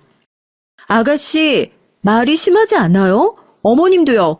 임신해서 살찌고 부은 거 가지고 그런 식으로 말하는 거 정말 아니지 않나요? 어머, 너 안 자고 있었니? 아니, 우리는 그냥 농담한 거야. 얘는 또 무슨 정색까지 하고 그러니 참 당황스럽게. 우리 가야겠다. 시간이 벌써 이렇게 됐네. 가자, 얼른 짐 챙겨. 당황한 시어머니는 비겁하게도 신우이의 손을 잡고 서둘러 나갈 채비를 하더군요. 정 그 앞을 가로막고 당장 저에게 사과하라고 말했어요. 정식으로 사과를 하지 않으면 넘어가지 않을 거라고요. 적어도 사과는 받아야 한다고 생각했으니까요. 그러자 시어머니와 시누이는 못내 미안하다는 말을 중얼거리더니 농담한 거라며 예민하게 굴지 말라고 하더라고요. 이게 예민한 걸까요? 어떤 며느리가 그런 말을 대놓고 듣고 가만히 있을 수가 있어요. 사과하세요. 그래 미안하다니까. 내가 몇 번 말했잖니 미안하다고. 우리 가야겠다. 가서 밥 먹어야 돼. 그렇게 두 사람은 주랭랑 치듯 도망가 버렸어요. 전 눈물이 줄줄 흘렀습니다. 마침 일을 마치고 퇴근한 남편에게 분풀이하듯 시누이와 시어머니가 한 말을 그대로 말해버렸죠. 근데 여기서 남편이 한 행동은 저를 단단히 실망하게 만들었어요. 남편은 믿지 않더라고요. 에이, 우리 엄마가 그런 말을 했다고? 동생은 그냥 철이 없는 거고 엄마는 그냥 동생 말에 맞장구 쳐주려고 한 말이겠지. 진심 아닐 거야. 당신도 참 예민하다. 뭐 그런 거에 일일이 반응해. 그럼 더 피곤해져. 적당히 넘겨. 임신 막달인데 컨디션 조절에 신경 써야지. 그 순간 열이 뻗쳐나왔죠. 임신 막달이라 컨디션 조절에 힘써야 한다는 걸 아는 양반이 저에게 저런 말을 할 수 있을까요? 남편들은 결혼 후 달라진다는 말, 저희 남편에겐 절대 해당 사항이 없는 말인 줄 알았는데 그 믿음도 배신당한 기분이었습니다. 전 너무 분해서 씩씩거리며 남편에게 휴지를 집어 던졌어요. 그래, 당신은 당신 엄마 말만 들어. 내가 녹음이라도 했었어야 했는데 못한 게 천추의 한이다. 그리고 아무리 시누이 말에 맞장구 쳐주는 거라고 해도 어떻게 나한테 잘못 홀린 거라든지 그런 못된 말을 해? 나 정말 이해하려고 해도 이해가 안 돼. 당신 어머니나 시누이나 출산 후 정말 꼴도 보기 싫어. 정말 온 분노를 담아 터뜨려버린 것 같아요. 너무 화가 나서 몸이 부들부들 떨리기까지 하는데 그 와중에 뱃속의 아이도 걱정이 되더군요. 그래서 그냥 문을 쾅 닫고 방에 들어가 배를 쓰다듬으며 잠에 들었습니다. 남편은 그 다음날 좀 미안했던지 아침 식사를 자신이 알아서 차려 먹고 나갔더라고요. 그리곤 미안하다는 쪽지를 남겼는데 그럼에도 전 기분이 찜찜하고 서글펐습니다. 왜 임신 중에 내가 이런 일을 겪어야 할까? 인터넷 게시판에 올라오는 수많은 시댁살이 글이 그렇게나 공감될 수가 없었어요. 아마 그때부터였을 겁니다. 전 익명의 이름으로 유명한 맘카페 게시판에 시집살이에 대한 곤혹을 글로 올리기 시작했어요. 거기선 많은 분들이 저의 마음을 위로해 주시고 힘내라며 적극 공감을 해 주시더라고요. 얼굴도 모르는 사람들이지만 얼마나 고마웠는지 모릅니다. 그 사람이 살 맞대고 사는 남편들보다 훨씬 나았죠. 저희 친정엄만 제가 겪는 일을 자세히 모르셨지만 늘 걱정을 하시곤 했어요. 넌 언제든 수 틀리면 친정으로 와. 알았지? 그 집에서 계속 고통받으며 있을 바엔 엄마한테라도 와서 쉬어. 그게 뱃속 애기한테도 나을 테니까. 알겠어, 엄마. 고마워. 그 시절 제 목소리는 늘 기운이 없었기에 친정엄마는 더 걱정을 하셨던 것 같아요. 그러다 출산 후 한참을 아이 돌보기에 여념이 없을 무렵엔 시댁에 더 이상 신경이 가지 않게 되었죠. 저희 친정엄만 먼 거리임에도 불구하고 꼬박꼬박 오셔서 저와 아기를 챙겨주셨답니다. 이때는 시어머니와 시누이가 처음으로 저에게 잘 해주신 시기이기도 했어요. 출산 선물이라고 이것저것 갖다 주시기도 하시고 평소에 안 하던 다정한 말씀을 해주시기도 하더라고요. 아이를 낳느라 수고했다면서 우리 집에 귀한 씨를 갖다 줘서 고맙다며 언제든 필요한 거 있으면 말하라고요. 친정엄마도 이 말씀을 옆에서 들으시고 많이 안심했답니다. 저희 친정엄마 있을 때 시어머니가 오신 적도 있었는데 그때 엄마와 시어머니 사이가 회복됐어요. 사부인, 저는 이렇게 우리 며느리 챙겨주지 못해서 늘 죄송한 마음뿐이네요. 사부인이 아무래도 친정엄마시니까 저보다 훨씬 나으실 테지만요. 저번에 우리 아들한테 들으니까 출산 이후에 골반 통증이 심하고 관절도 아프다고 하더라고요. 그래서 제가 좋은 곳 마사지 등록해 놨습니다. 사부인도 먼 거리 왔다 갔다 하시느라 힘드실 텐데 같이 마사지 받으세요. 아이고 감사해요. 아유 그렇게 신경 써주시니까 몸둘 바를 모르겠네요. 감사합니다. 아유 저야말로 반찬도 챙겨주시고 우리 아이 이쁘게 봐주신다고 해서 늘 감사한 마음 가지고 있지요. 마사지 잘 받고 올게요. 감사해요. 네, 제가 해드릴 수 있는 게 그것뿐이네요. 결혼식장 이후 처음으로 온화한 분위기가 형성됐는데 상견례 때와는 유독 상반된 분위기였답니다. 그 외에도 시어머니는 흑염소 즙이 좋다면서 약을 지어주시기도 하고 여러 가지로 신경을 써주셨어요. 남편도 태어난 아기를 보니 정신이 들었는지 아기 돌보는 것도 번갈아 가며 도와주고요. 신랑도 도와주고 친정 어머니도 도와주고 생각지 못했던 시어머니에게까지 도움을 받으니 새삼 마음이 따뜻해지는 기분이었습니다. 시누이도 가끔 와서 우리 아기를 보고 가곤 했는데 꼬물거리는 아기가 너무 귀여운지 새삼 감탄을 연발하곤 했죠. 언니, 전 아기가 이렇게 귀여운 건지 모르고 있었어요. 와, 인스타나 이런 거 보는 거랑 실물로 보는 거랑 완전 달라요. 언니 아무튼 힘든 거 있으면 저 부르세요. 장 보는 거나 이런 거 도와드릴게요. 물론 몸의 통증은 여전히 심했지만 그땐 시누이와도 사이가 좋았던 시기였죠. 하지만 그러던 어느 날부터인가 집안에 슬슬 먹구름이 드리워지기 시작했어요. 시어머니가 언젠가부터 자꾸 아이 사진을 요구하시고 영상통화를 하고 싶다고 연락을 하시더라고요. 어쩌다가 제가 깜빡 잠에 들어 연락을 못 받으면 그건 그거대로 섭섭하다고 화를 내시고요. 저기 엄님, 제가 깜빡 잠들어서 그런 건데 왜 그렇게 화를 내세요? 내가 우리 손주 얼굴 한번 보겠다는데 넌 집에도 못 가게 하고 애 얼굴도 안 보여주니 그럼 내가 서럽지 안 서럽니? 어머님, 제가 언제 오지 못하게 했나요? 사진 안 보내드렸던 것도 아닌데. 니네 친정엄마가 거기 상주하듯 있으시잖아. 그럼 내가 갈 수가 있겠니? 그거 나 오지 말란 소리 아니야? 내 참 치사해서 말 안 하려고 했단만 말이야. 그리고 당장 네 엄마 돌아가시라고 해.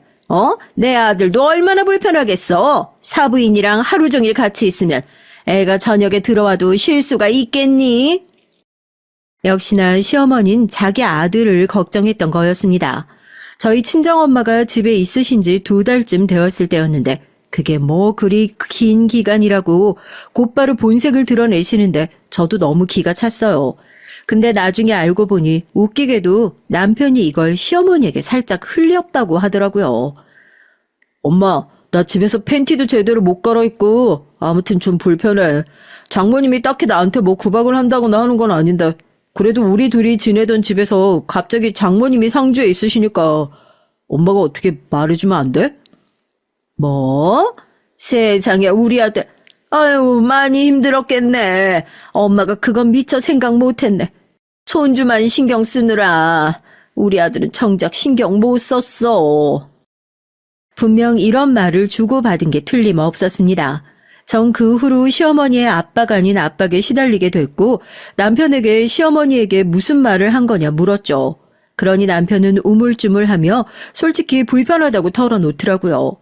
미안해하는 표정으로 그렇게 말하는데 남편 심정을 모르겠는 것도 아니고 반대로 생각해도 그럴 것 같아서 결국은 엄마에게 이제 괜찮다며 집으로 가셔도 된다 했어요. 다행히 집 근처에 괜찮은 마사지 샵이 있어서 남편에게 애를 맡기고 거기서 몸을 풀자고 생각했죠.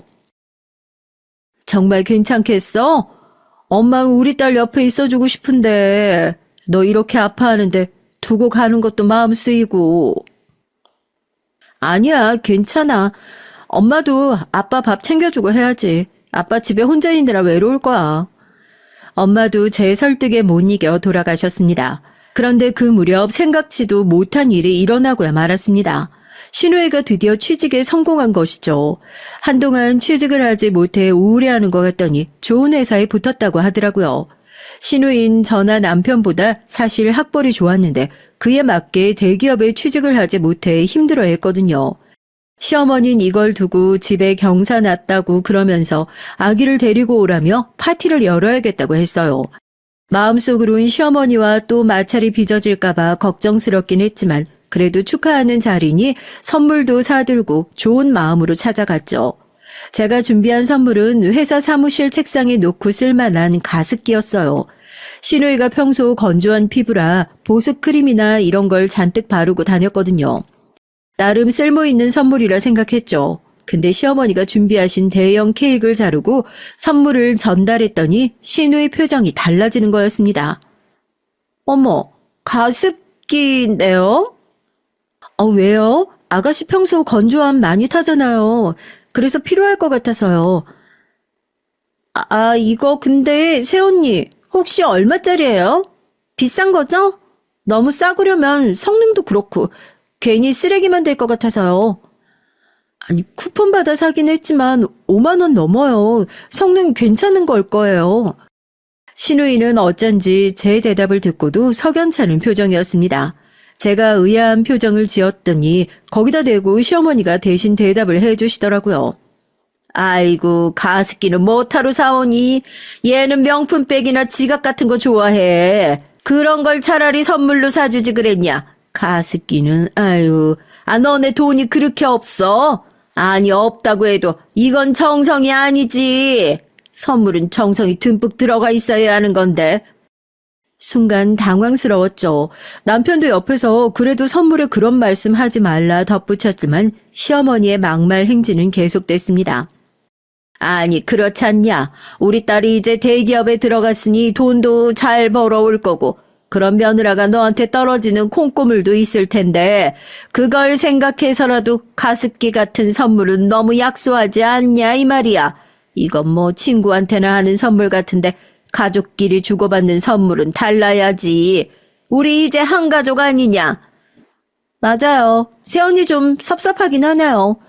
뭐 명품이니 뭐니 그런 게 중요한 게 아니고 그냥 저는 좀 가격대가 있는 쓸모 있는 걸 기대했거든요. 제가 생각보다 눈이 좀 높아서요. 어쨌든 저 생각해 준비해 주신 선물이니까 받긴 받을게요. 신우이의 말을 끝으로 분위기는 아주 서늘해졌습니다. 그리고선 저나 남편 둘 다 할 말을 잃은 채 집으로 돌아왔어요. 왜 제가 거길 구태여 갔는지 후회가 되더군요. 거기서 제대로 한마디 하고 나오지 못한 것도 후회가 됐고 제 마음을 지금이라도 전화로 걸어 표현할까 하다 그만뒀습니다.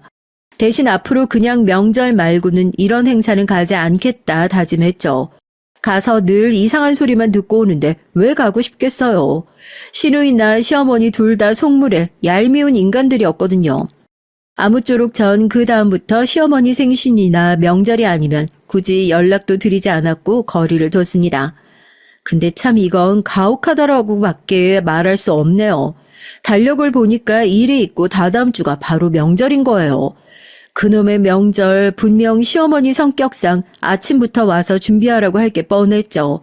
전 그래서 남편에게 미리 선언했습니다. 이번 명절 난 적당히 일하고 올 거야. 우리 친정도 가야 하니까 당신이 그건 알아서 시간 신경 써주고. 알겠어. 걱정하지 마. 당연히 지금 몸도 성치 않은데 무리해서 일하면 안 되지. 내가 도울게. 분명 남편은 그렇게 말했습니다. 근데 세상에 명절 당일이 되기도 전 하루 전 시어머니께서 저에게 전화를 걸어선 자고 가라고 하시더라고요. 자고 가라고요? 원래 명절 당일 전날부터 시댁에서 요리하고 하룻밤 자고 난 후 당일에 같이 밥을 먹는 게 자기 집안의 전통이라고 하더군요. 산후통이 있는 며느리를 일을 할 수 있는 몸 상태가 아닌데도 구태여 시어머니인 저를 불러 일을 시키고 싶으실까요? 결론만 말씀드리면 전 일단 명절 전날 갔습니다.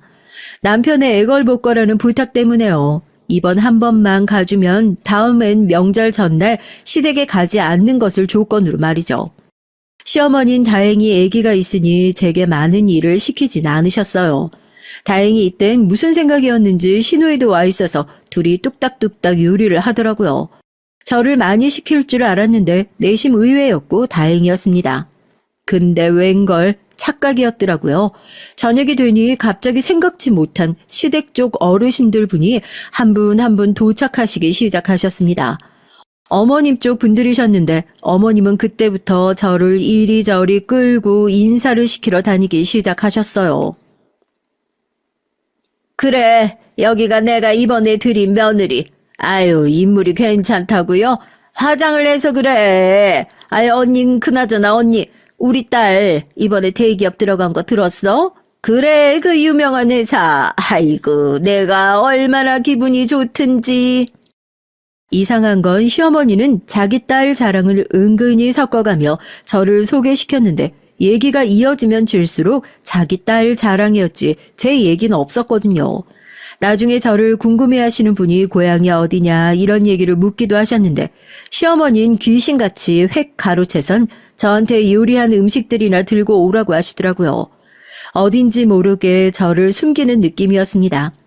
예의상 인사만 시키지만 적당히 빠지고 부엌대기로 있으라는 느낌이었죠. 기분이 상당히 나빴습니다. 제가 창피하기라도 한 걸까요? 거기다 제가 혼전 임신으로 결혼을 했는데 그 부분이 드러나기라도 할까봐 상당히 조심스러워하는 눈치였어요. 아이고, 혼전 임신. 그래, 나도 당황스러웠지. 아유, 근데 뭐 혼전 임신이라고 콕 집어 말하긴 그렇고, 결혼하겠다고 지들끼리 얘기하고 나서, 아이, 그러고 애가 생긴 거야. 아유, 나도 엄청 반가웠지. 복덩이 손주가 생기는 건데. 요즘 애들은 애를 늦게 낳아 문제잖아. 젊은 나이에 애 낳으니까, 우리 손주가 얼마나 영특하겠어? 이런 거짓말까지 하시더라고요. 애를 지우라고 그렇게 반대하셨던 분이 말이에요. 너무나 가식적이고 치사하다는 생각마저 들더군요.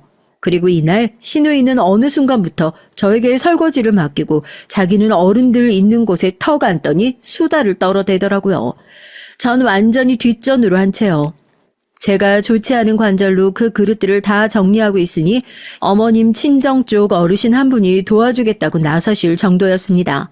나중에 제가 남편을 저쪽으로 불러 설거지를 시키니까 시어머니의 불호령이 들려왔습니다. 예, 왜 남자를 부엌에 들이려고 하니? 내가 보고 있을 테니까. 시원이 이쪽으로 보내. 우리 아들 어르신들 오랜만에 만나는 거라 할 얘기가 많어. 저기 미안해 여보. 조금만 수고해줘. 남편은 그러고 조용히 나가버렸어요. 저 혼자 설거지를 하는데 눈물이 툭툭 떨어지더라고요. 뭐가 그리 서러웠는지 모르겠습니다. 결국 전 하던 설거지를 끝내고 아기를 데리고 밖으로 나가려고 했어요.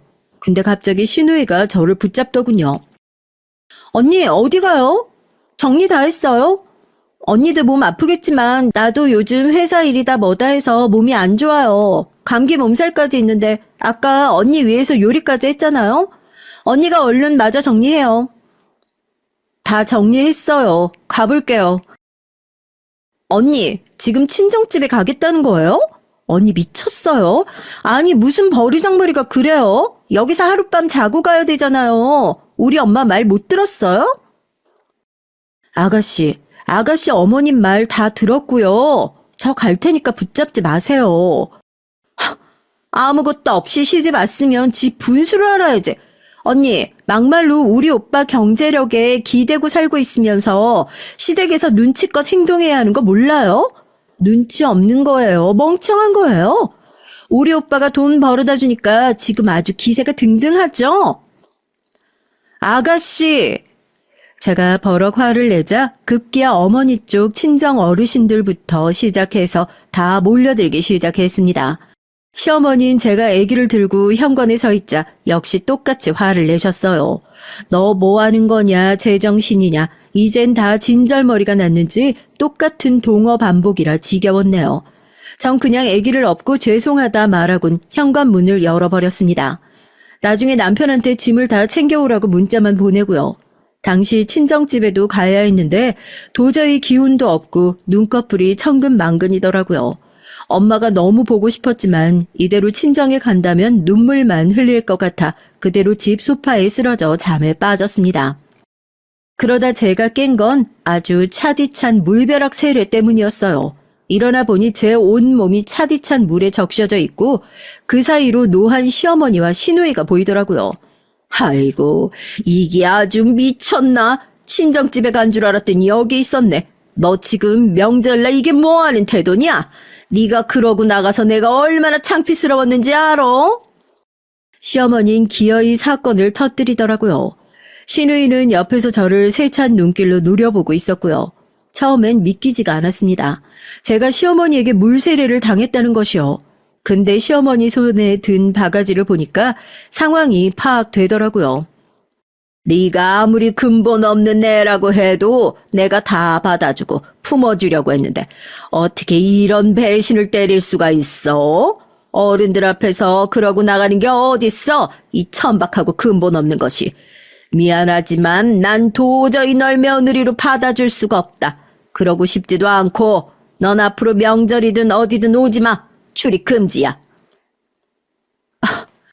저절로 신음소리가 흘러나왔습니다. 어머님, 말 다 끝나셨어요? 그럼 제가 할게요. 저 더 이상 어머님에게 질질 끌려다니고 싶지 않아요. 아가씨 막말도 더는 못 참겠고요. 저 출산하고 나서 반짝 잘해주셨던 거, 그거 생각해서 참으려고 했는데 안 되겠나요? 네, 출입금지 제 입장에서도 환영입니다. 전 앞으로 일절 시댁에 가지 않을게요. 며느리 노릇도 안 하겠습니다. 남편만 보낼게요. 저도 이제 착한 며느리 노릇 안 하고 살려고요. 너... 시어머니는 너무 황당했는지 바가지 든 손을 부들부들 떨고 말을 못 이었어요. 시누이도 어이가 없는 얼굴로 지 엄마한테 한 말을 취소하라고 소리를 지르더라고요. 사람 같지도 않은 것들의 말 더 듣고 싶지 않아 아기가 있는 방으로 가려고 했어요. 근데 그때 비밀번호 누르는 소리가 들리더라고요. 그리고 예상치 못한 얼굴이 등장했습니다. 바로 저희 친정 엄마와 아빠였습니다. 오지 않아서 걱정해서 와봤더니 아니 이게 무슨 일이야? 알고 보니 제가 날짜를 착각해 명절 당일날 가겠다고 한 걸 모르고 전날 간다고 말을 해버렸던 거예요. 엄마와 아빠는 당황해서 물에 흐트러진 머리와 얼굴을 멍하니 바라보시더니 이내 상황 파악이 됐는지 시어머니를 보고 묻고 따지기 시작했습니다. 사부인, 아니 우리 애한테 무슨 짓을 하신 겁니까? 설마 애한테 물이라도 끼얹으신 거예요? 아니 우리 애가 무슨 못할 짓을 했다고 이런 짓을 하신 겁니까? 제이야, 말해봐. 아니 그게 아니라요. 저는 울컥 올라오는 감정으로 엄마 아빠한테 다 말을 했어요. 이때 놀랐던 것이 평소 늘 조용조용하고 온순하셨던 아빠가 많이 노하셨는데요. 시어머니의 멱살을 잡을 기세로 소리를 치자 시어머니도 잔뜩 기가 죽으셨더라고요. 우리 딸에게 시집살이 시키고 있다는 건 들었습니다. 마음에 들지 않아 하신다는 것도요. 그렇다고 물세례 끼얹고 할 건 뭐랍니까? 이게 며느리한테 할 수 있는 행동이랍니까? 제 상식으론 도저히 이해가 안 되네요. 저기요, 사돈 어른 진정을 하시고요. 저도 감정 조절이 안 돼서 그랬어요. 얘가 갑자기 나가버려서요. 저도 입장이 난감했다고요. 아무리 그래도 물세례는 아니죠. 어디서 말을 얹으십니까? 시어머니는 저희 친정아빠한테 그리 한바탕 혼이 나시곤 돌아가셨답니다. 전 친정 엄마 아빠에게 그날 많은 소리를 들었고요. 이런 일이 있었으면 친정으로 올 것이지 왜 여기 와서 혼자 슬퍼하고 있었냐고요. 친정 엄마 아빠 말씀을 듣는데 결혼하면 친정이 더 소중해진다더니 이런 감정이구나 확연히 느꼈죠. 너무 고맙고 죄송하더라고요. 고마워 엄마 아빠. 덕분에 나 한동안 기펴고 살 것 같아. 너무 고맙고 너무 미안하고 그래. 결국 그 사건으로 인해 시어머니는 저한테 어떤 간섭도 하지 않으셨고 시누이 역시 마찬가지였습니다. 다만 남편만은 어딘지 뾰루퉁한 기색으로 있었죠. 겉으론 회사 일이 힘들어서 표정이 안 좋다고 얘기를 했지만 분명 자기 엄마가 저희 친정 엄마 아빠에게 한 소리를 들은 게 마음에 안 들은 것 같았어요. 저도 그런 말을 하는 남편에게 정이 조금 떨어졌고요. 그러고 한동안은 아이를 키우느라 정신없는 몇 년을 보냈습니다. 아이에게 집중하니 오히려 남편도 눈에 잘 안 보이고 신경도 덜 쓰게 되더라고요. 부부 사이는 꽤나 삭막해졌지만 그래도 아이가 있으니 남편도 나름의 노력은 하고 저도 아이를 위해선 뭐든 열심히 하는 엄마가 됐어요. 그러다 아이를 기관에 맡길 수 있는 나이가 됐을 때 회사를 들어갈 수 있는 기회가 생겼는데요. 그건 바로 저희 엄마 쪽 외삼촌이 운영하시는 회사였어요. 외삼촌은 당시 큰 회사를 운영하고 계셨는데 제게 먼저 제안을 하시더라고요. 나이가 많지 않으니까 지금이라도 얼른 경력을 쌓고 시작을 했으면 하셨고요. 이젠 시대가 달라졌어. 여자도 일을 해야 경제력도 갖추고 할 수 있지. 그리고 알다시피 난 결혼도 안 했으니 회사 물려줄 사람도 딱히 없지 않냐. 제이 네가 여기 삼촌 회사 와서 열심히 일해봐. 너 적성 맞고 잘하면 삼촌은 너한테 회사 물려주고 싶어. 삼촌 그렇게 말해주시면 저야 너무 감사하죠. 사실 어디서 일해야 되나 마트라도 가야 되나 고민이 많았는데 너무 감사해요. 저 열심히 할게요.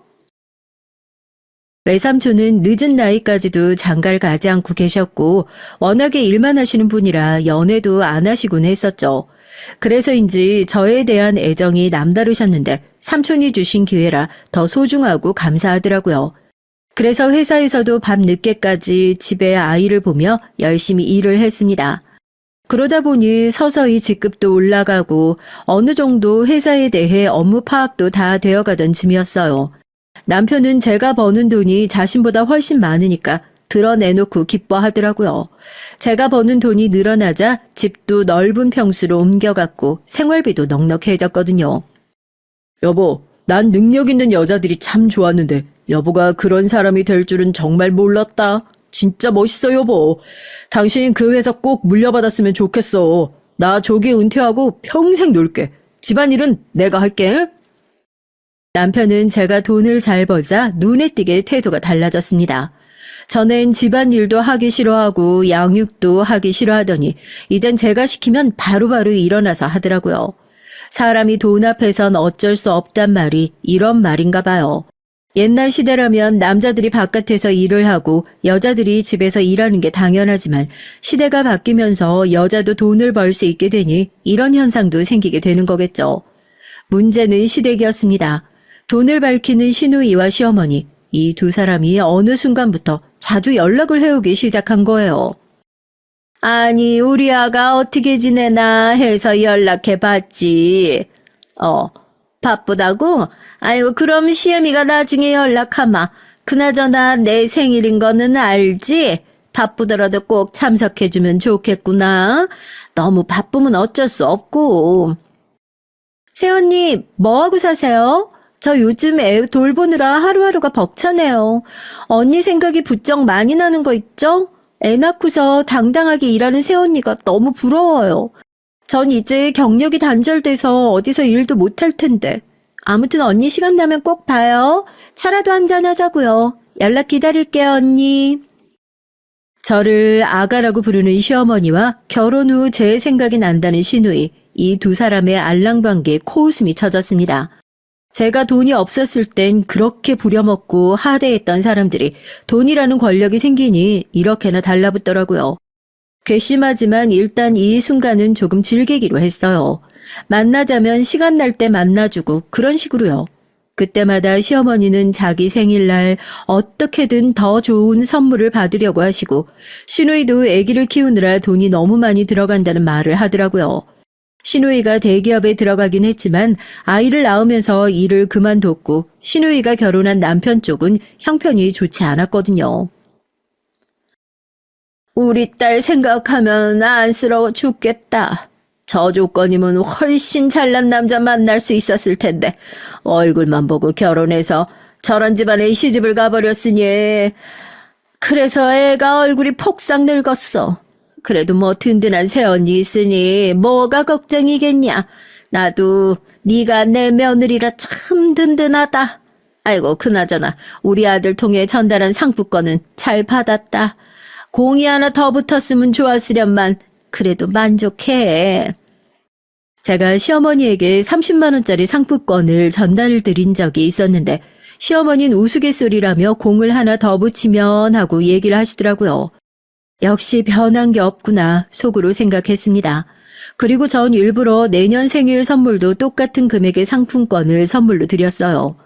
더 무언가를 해주고 싶지 않았거든요. 근데 여기에 단단히 뿔이 나셨는지 차마 예상치 못했어요.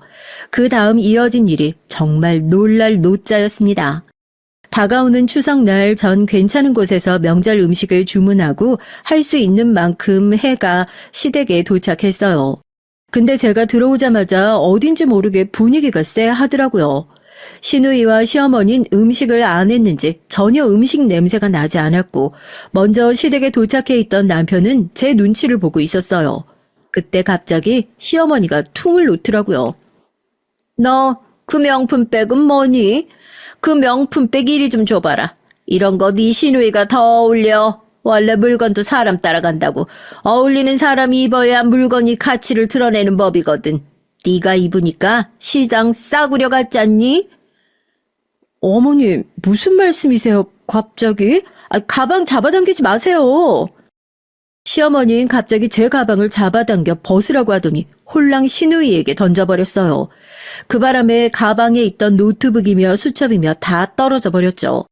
신우이는 명품백을 보란듯이 매더라고요. 거 봐라, 네 신우이가 훨씬 잘 어울리네. 세상에, 그래, 명품이 명품 만났네. 바로 이거지. 시어머니는 계속해서 신우이 칭찬을 하며 가방을 절대 벗기려 하지 않았습니다. 제가 달라고 계속 말씀드렸는데도 결국 열받아 가방을 주지 않으면 경찰에 신고하겠다고까지 말했어요. 그러자 우습다는 듯 저를 보더니 그러시더라고요. 아이고, 이제 네 시애미를 경찰에까지 신고하겠다고? 언니, 무슨 이런 하극상이 다 있어요? 언니가 이런 명품이 어울려요? 솔직히 말해서 갑자기 돈이 없다 있다 생기니 언니도 어색하죠? 이런 것도 다 사람 찾아가는 거거든요. 우리 집은 원래 돈이 있는 집이니 난 이런 걸 걸쳐도 자연스럽잖아요? 언니같이 없는 집안에서 자란 사람들은 애초에 명품이며 뭐며 어울리질 않죠. 신우이가 거기에 맞받아치니 저는 이 우습고도 웃긴 꼬라지를 더 참아줄 수가 없었습니다. 사람은 할 말 하고 살아야 한다고 하잖아요. 화병 생기지 않으려면 이 방법밖에 없더라고요. 곧장 전 핸드폰으로 112에 전화를 걸었습니다. 시어머니는 제가 경찰에 전화하는 걸 듣고서야 핸드폰을 뺏으려고 난리를 쳤지만 전 다 말하고 바로 끊어버렸어요. 시어머니는 여기에 더 노하셔선 이혼당하고 싶냐 하는데 이번엔 제가 말을 가로채 버렸죠. 네, 물론 이혼도 해야죠. 당연한 거 아니겠어요? 명품 잘 어울리는 집안의 아드님 돌려보낼게요. 반품해드릴 테니까 한번 같이 살아보세요. 전 저대로 잘 살 테니까요. 몇 분 후 경찰이 도착했을 때 전 어떻게 된 건지 얘기를 했고 저희는 다 같이 경찰서에 가게 됐습니다. 경찰 쪽은 가족 내의 일이니 원만하게 마무리되길 바라는 눈치였고 시어머니도 그제야 싹싹 빌더군요. 그래, 내가 잘못했다. 생각이 짧았어. 근데 나도 돈으로 네가 유세 부리는 게 너무 꼴보기 싫어서 그랬다. 네가 우리 아들 조종하는 거 보고 있자니까 가슴에 화병이 날 것 같아서 그런 거야. 내 생각이 짧았으니까 이제 제발 좀 그만하자. 응? 이혼 얘기도 넣어두고. 어머님, 제가 언제 어머님 아들을 조종했나요? 어머님 아들은 제 돈으로 지금 너무 잘 살고 있는데요. 온갖 사치하고 싶은 거 다 하면서요. 전 어머님께도 유세 같은 거 부린 적 없어요. 그렇게 느끼셨다면 그건 어머님 생각이죠. 그래, 내가 다 잘못했다. 야, 너도 와서 얼른 빌어. 새언니 미안해요. 내가 아까 한 말은 다 제정신에서 나온 말이 아니었어요. 나 미쳤었나 봐요. 실언이라고 하며 용서를 비는 이 둘을 두고 전 일단 경찰서를 나왔습니다. 더 이상 상황은 악화되지 않았어요. 대신 남편이 열심히 제 눈치를 봤죠. 사실상 시어머니와 시누이가 저를 그렇게 대하는 데에도 한마디 하지 않고 꼼짝도 못하고 있었잖아요. 그 죄를 알아서인지 눈치를 보며 거의 하인 노릇을 자처하더라고요. 어찌됐건 전 그날 이후 시댁과는 완전히 절연하고 우리 아들과 함께 잘 살고 있답니다. 시댁에선 손주 보고 싶다며 연락이 간간히 오지만 싸그리 무시하고 있어요. 회사에서 제 가치를 인정받으며 사는 지금의 생활이 너무나 행복하고 좋아요. 전에 제가 당했던 수모를 생각하면 더더욱 말이죠. 지금까지 사연 들어주신 여러분들 모두 감사하고 항상 어디에서나 당당한 여러분들이 되길 바랄게요. 우리 같이 화이팅해요.